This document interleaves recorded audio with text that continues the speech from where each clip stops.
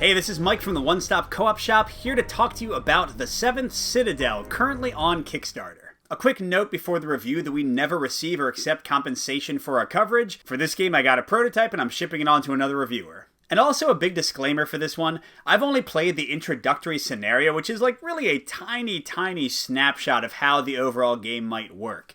Now, I've played 7th Continent, so I recognize a lot of the elements here, and I've read the rule books and looked at kind of the campaign material so I can see where the game is going, maybe, but all of my thoughts here I would take with a bit of a grain of salt because I only know what I've seen. And one last quick note, for most of this review I'm not going to talk about 7th Continent or do a comparison, I'm just going to judge this game on its own merits, but at the end of the review I will do a section talking about the two games in contrast, so if you know them and are curious, stick around for that. With that out of the way, let's get to the game. I'm going to start with what I enjoyed from my play of the introductory scenario, and man is there a lot. First of all, I really enjoy the core action mechanic of the game. Basically, an action will tell you how many cards to draw from your action deck, which is also kind of like your energy, and you can draw more if you want to, and you're looking for these star successes. So I love the fact that you can kind of push yourself as much as you want, take the risk-reward choice of maybe drawing fewer cards but having a lower chance, or really tiring yourself out but guaranteeing success. I just think it's a great thematic and interesting choice-based way to handle your game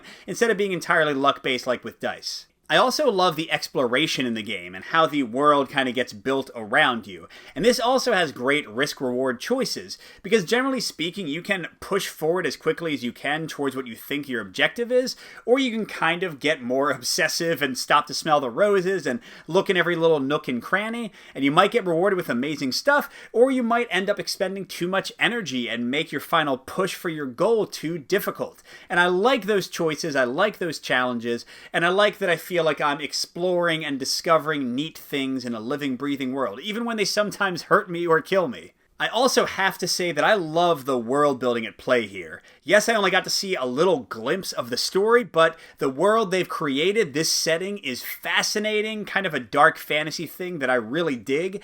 And then the characters are interesting too, because each of them gets a little quest and a little hint about their background. And I certainly didn't get to discover any answers in just this introductory scenario, but that little tantalizing glimpse of the fact that I'll discover something about this character's past as I play a longer campaign is just great. Makes you really excited. This is a place I want to explore more deeply. I want to find out more about. It just really drew me in. Another thing I really liked was the potential for co-op play without kind of hamstringing the players, because yes, you can stay together and help each other out with these kind of cards that let you mitigate the luck of your draws, but you can also split up and explore different parts of the world. Now, I didn't see too much of that in the introductory scenario because it's pretty much just walking down a hallway, but I can see how, with the wider game and the mechanics being what they are, you can really make the choice of sticking together and protecting each other, or kind of dividing and conquering and switching back and forth as needed. So I like that as both a solo and co-op player. And the final thing I'm excited about, although I didn't get to play it in the introductory scenario, I just kind of see the promise of it, is the larger campaign structure. You get to level up your characters consistently, you get to level up your settlement and build these buildings. It reminded me a lot of something like Kingdom Death, but in a completely different type of game, but still with that kind of cool settlement phase and upgrading yourself and making tough choices. So I'm really excited to see where that goes. Again, all I got right now were glimpses, but it seems like an amazingly interesting mechanic to explore. Now, all those positives being said, there are definitely some elements here that might concern you and make you want to take some caution before pledging. The first thing to be careful about is a potential feeling of randomness. Now, I described in detail in my positive section of the review how I like these risk-reward choices, but in the end, those can have randomly negative results. You know, if you put a ton of cards into a check and you just still barely happen to fail it, or if you explore that corner instead of this corner and that's the one with a monster that chews your face off, you might feel upset about that. You kind of got to roll with it in this type of game, but if that level of kind of chance and randomness, even when you make a choice that seems like it should be the correct one, will definitely have the potential to rub players the wrong way. The second big thing to potentially be concerned about is replay value. And it's hard to tell so far based on the introductory scenario, but at least in this one, I can see myself playing it maybe another 2 times because there are elements I miss and I would love to go explore them. But after that, I would definitely be going through the paces because, it's a pretty quick, linear kind of adventure. But the big question from that is how much of the wider, more expansive adventure will also feel the same way, where, I've already gone south, I know what's south, it's always going to be the same thing. So, will you still feel excited and enthralled when you play an adventure the second time, the third time, the fourth time? It's hard to say, but certainly with this type of game in the past, sort of a choose-your-own adventure, exploration, adventure game, replay value within a single adventure can suffer. So just keep that in your mind as you make your decision. And finally, quite honestly, the biggest concern is we just don't know much about how the game's going to turn out. This is not like a lot of Kickstarter games I do where I've seen the entire system, I've seen all of the major content, and I can say it's great with full confidence. What I've seen is really cool, but that's all I've seen. I know how the 7th Continent turned out. I thought most of that was very well executed, but will they do it again? Will they stumble somewhere? It's hard to say. So for now, I'm optimistic, but you have to make the choice, do I want to wait until it delivers in a year or two and then decide if I want to buy, a lesser version with not as many extras? But overall, for me, even with those concerns, this is an easy choice for me. I am all in for this game.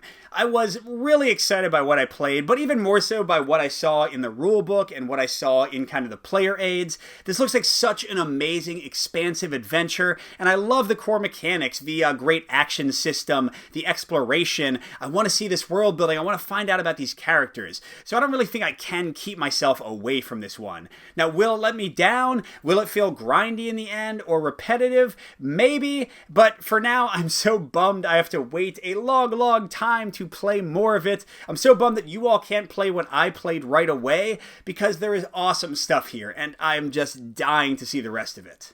Now, as I mentioned at the beginning, I'm a fan of the 7th Continent, but not a super fan because that one had some things that I didn't like.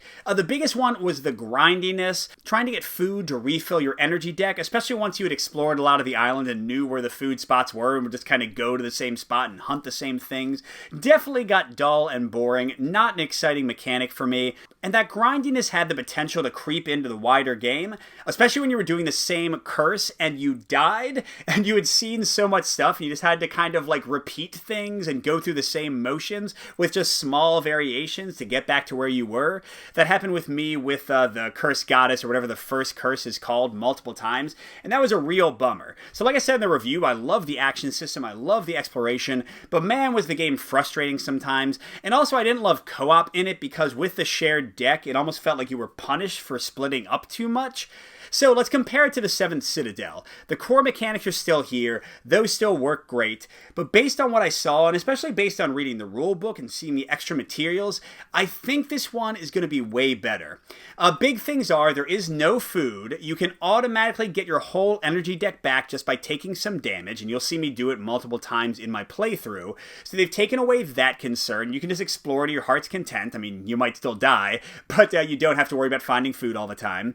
And the other thing is, at least what I've seen in the rules, and even with the fact that there is an introductory scenario, it sounds like you're going to have like little bite-sized mini-adventures within the larger scenarios or curses or whatever they're calling them. So I think you'll be able to have an hour or two of playing instead of just having to kind of push through for 20, 30 hours and just stop in random spots like 7th Continent. So I'm really excited about that it'll have a more bite-sized feel. I can more easily play it with like my weekly game group, for example. And I think the co-op is way better here because of you each having your own individual deck and not having kind of like penalties for moving away from each other. Yes, of course, you'll still want to stay together sometimes and support each other, but the fact that you can split up and go off exploring in different directions and kind of take the lead at different times, I think that's really cool, and I want to play this co-op more and kind of see how it works out. And finally, one of the biggest things that might push this above 7th Continent for me is the campaign stuff that I already mentioned. The fact that you consistently level up your character after your missions, which often did not happen in 7th Continent. I sometimes had games where I barely leveled up at all. The idea of building these buildings and having these tough choices there. The idea of the missions you do and repercussions from them kind of eking into your civilization. I saw that even in the introductory scenario. I think that's really cool and might increase the replay even within the same curse or kind of bigger campaign because I can make different choices and see where things go. Whereas with the curses, I felt like there was kind of one mystery, one correct answer to find, so it wasn't as exciting. So overall, I really like 7th Continent, but man, it does have some wrinkles that make it frustrating for me, and from what I've seen so far, I think 7th Citadel basically addresses all of them. So again, I am all in on this one. And if you'd like to see me play through the introductory scenario and kind of see some of these changes and actions, just click the link that just popped up. Good gaming, and I'll see you at the next stop.